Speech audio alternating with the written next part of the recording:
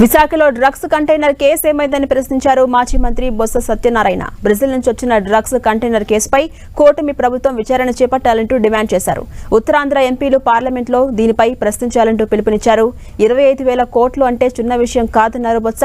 కూటమి ప్రభుత్వానికి చిత్తశుద్ధి ఉంటే దీనిపై విచారణ జరిపించాలని డిమాండ్ చేశారు బొత్స.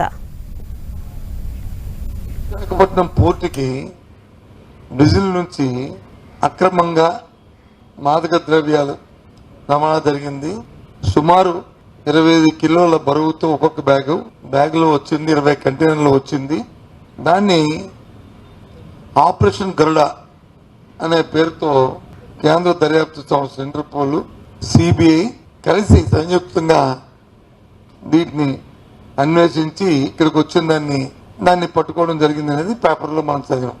నేను ఇవాళ డిమాండ్ చేస్తుంది ఏంటంటే, దయచేసి అధికారం ఉన్న పెద్దల్ని, అలాగే నూతనంగా మన ఉత్తరాంధ్ర నుంచి ఎన్నికైన పార్లమెంట్ సభ్యుల్ని, పార్లమెంట్ జరుగుతుంది, దయచేసి దీనిలో ప్రశ్న వేయండి. ఏమైంది? 25,000 కోట్లు అంటే మాటలు కాదు, 25 లక్షలు కాదు. ఏమైంది? ఇది ఇంట్లో వాస్తవాలు ఎంత? వాస్తవాలు అయితే ఎవరెవరు ఇందులో ఇన్వాల్వ్ అయి ఉన్నారు, వారిని ఎందుకు ఉపేక్షిస్తున్నారు అని దాని మీద కావాలి. దాంతోపాటు అది వాస్తవం కాకపోతే మన విశాఖపట్నంకి ఒక మంచి పేరు కూడా వచ్చే అవకాశం ఉంది.